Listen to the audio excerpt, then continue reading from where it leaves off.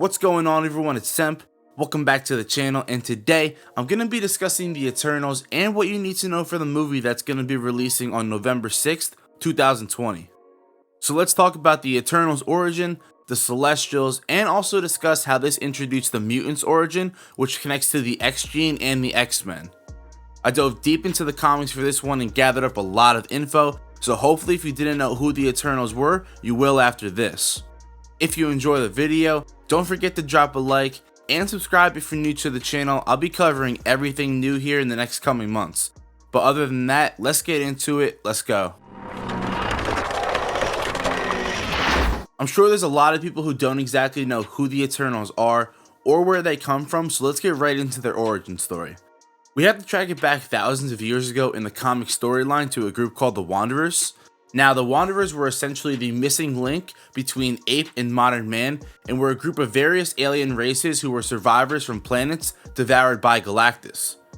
Now, the Wanderers ended up being gathered by Earth's sentient beings, specifically Thor's biological mother, and were then shown to the Celestials. The Celestials basically used them as test dummies for the universe.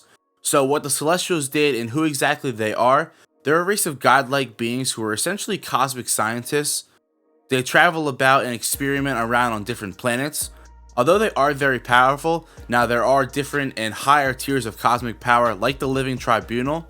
And to bring up Guardians of the Galaxy aside from Ego, we did see a Celestial when the Collector was explaining what the Infinity Stones were in that first Guardians movie. Easton the Searcher is the Celestial that we see here in this clip. So now that we know who the Wanderers are, let's get into the actual creation of the Eternals. So at the dawn of mankind in Marvel Comics, a Celestial called Nazar visited Earth and granted a certain number of these Wanderers the ability to tap into cosmic power, akin to the Infinity Stones, kind of similar to how we see Scarlet Witch and her power origin. Now, these modified genes of the Celestial experience on early mankind split the Wanderers into three separate groups. The first being the Eternals, who were basically Superman versions of perfect humans. Now, they had the ability to fly and resemble of what we think as godlike features. Using that power the Celestials gave them, the Eternals were able to augment their own life force, making them invulnerable and essentially immortal. So using these powers, they can even manipulate cosmic energy at the molecular level. Then there was the Deviants, who were troll-like creatures, and of course the third group being regular baseline humans, whose genes over time mutated roughly 20,000 years later. In the early comics, this was a way to explain why other characters, specifically Bruce Banner, actually turns into the Hulk and not just a blob of mutated genes. So what happened was this difference amongst races actually led to an Eternals and Deviant war, which I believe we will see in the movie, as the Deviants were rumored to be the villains of the movie.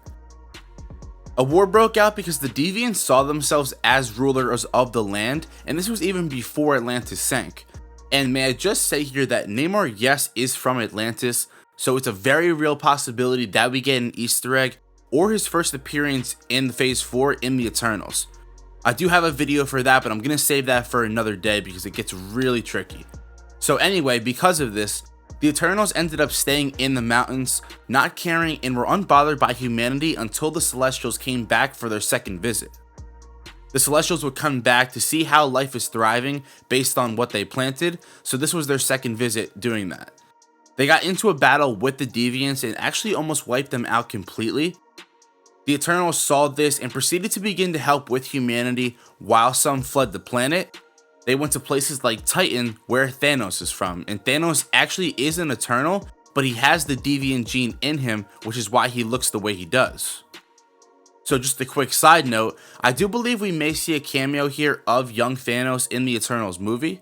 A deleted scene idea was revealed where a young Thanos was supposed to be shown in Infinity War, kind of similar to how we see flashbacks of the Gamora scenes.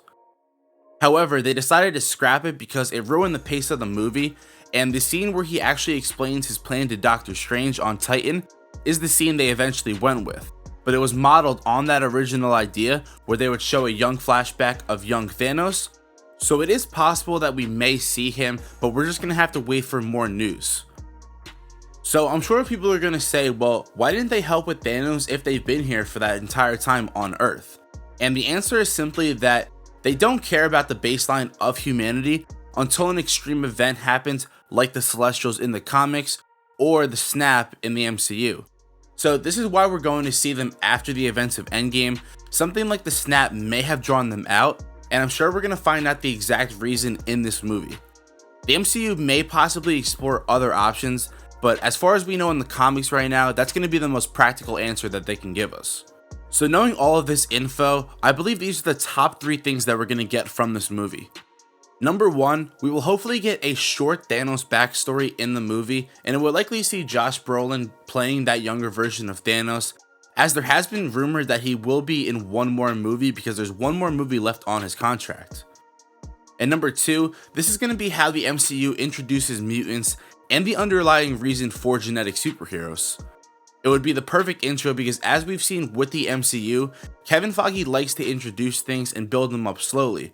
So you introduce how mutants are created in 2020, and then by phase 5 in 2023, where I believe we will start to see XMen, maybe even before, but it's going to build up to that.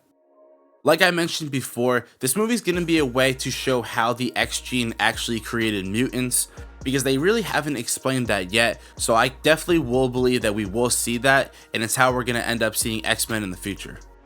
Now, possibly a third thing that we can see of is the introduction of Namor and Galactus, though I am skeptical if they would use him on the big screen this early, but it could be possible.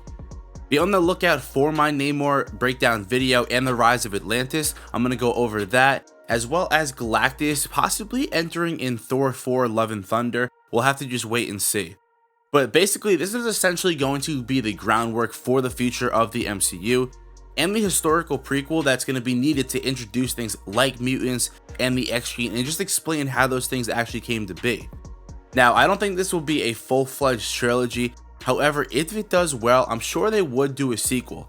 If I had to guess on any other Eternal appearances in the MCU, it's going to be Cersei and Dan Whitman, the Black Knight, but I could also see Icarus joining the Avengers as well. Possibly even Sprite, but once again, I'll talk about that in another video once we get more looks and hopefully a trailer at the end of March. But that's all for today. I do hope you learned something new. Let me know if you're excited for the Eternals in the comments down below and what you want to see me cover next. As always, you can find me on Twitter and Instagram. You can follow me at AnotherMarvelG for more daily content.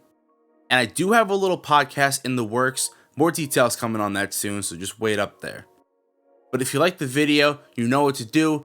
Give it a thumbs up. Make sure you subscribe to the channel and click that little bell icon so you can be the first to see when my videos are posted. Other than that, I just want to say thank you. I'm Another Marvel Guy, and I'll catch you on a Blip.